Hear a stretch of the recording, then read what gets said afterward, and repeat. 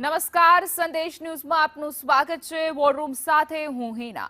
સૌપ્રથમ વાત કરવી છે સ્થાનિક સ્વરાજની ચૂંટણીનો જંગ જામ્યો છે અને ફોર્મ ચકાસણીનો આજે છેલ્લો દિવસ હતો અને હવે ફોર્મ પરત ખેંચવાનું કાઉન્ટડાઉન શરૂ થઈ ચૂક્યું છે। જો કે અત્યાર સુધીમાં નગરપાલિકા, તાલુકા પંચાયત અને જિલ્લા પંચાયતની કુલ 80 થી પણ વધુ બેઠકો પર ઉમેદવારો બિનહરીફ ચૂંટાઈ ચૂક્યા છે।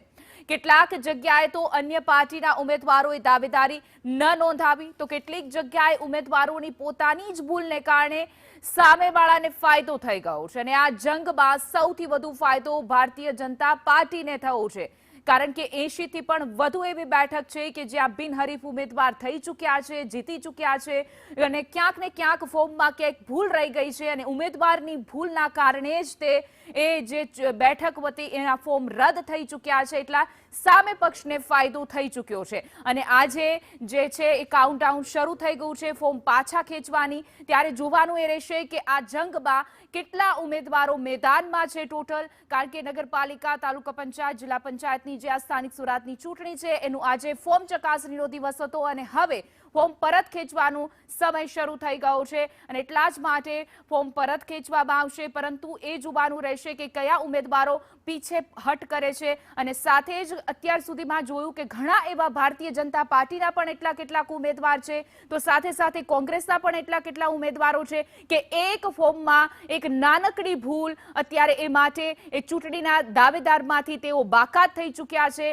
અને એ નાની ભૂલના કારણે સામે પક્ષને ફાયદો થઈ ચૂક્યો છે। કારણ કે ઘણી જગ્યા એવી પણ બેઠક છે કે જ્યાં જંગમાં કોઈ સામે આવ્યું જ નથી, કોઈ વિપક્ષ અપક્ષ કોઈ નહીં અને એટલા જ માટે ત્યાં બિનહરીફ 80 થી પણ વધુ એટલા ઉમેદવારો છે કે જે બિનહરીફ ચૂંટાઈ ચૂક્યા છે।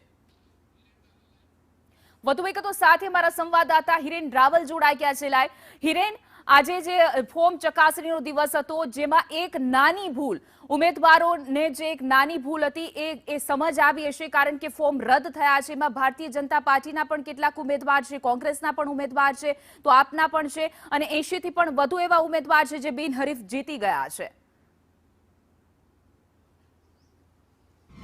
સ્વાભાવિક રીતે આજે જે રાજ્યભરની અંદર સ્થાનિક સ્વરાજ્યની આ સંસ્થાઓની અંદર ફોર્મ ચકાસણી માટેનો દિવસ હતો।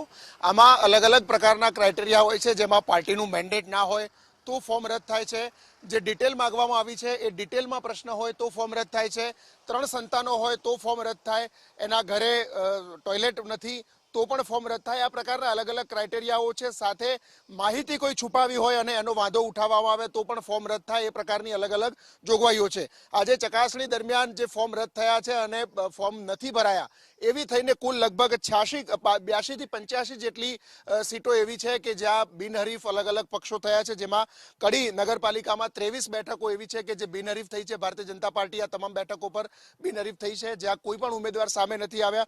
એ જ પ્રકારે ગણદેવીની અંદર પણ 23 બેઠકો ભાજપે બિનહરીફ જીતી લીધી છે ચૂંટણી પહેલા જ। દાહોદની અંદર એક બેઠકમાંથી કોંગ્રેસના ઉમેદવાર બિનહરીફ થયા છે। દાહોદની અંદર અન્ય 3 બેઠકો એવી છે કે જ્યાં ભાજપના ઉમેદવારો છે તે બિનહરીફ થયા છે। ધાંગધ્રાની અંદર 4 બેઠકો ભાજપ બિનહરીફ થયું છે। એ જ પ્રકારે ખેડા, નવસારી, વલસાડ, ઓલપાડ અને અલગ અલગ અમદાવાદ કોર્પોરેશનની એક બેઠક છે, ત્યાં પણ એક બેઠક આ બિનહરીફ થઈ છે। જી બિલકુલ હિરેન, અમારી સાથે જોડાવા બદલ, સમગ્ર માહિતી આપવા બદલ આપનો આભાર।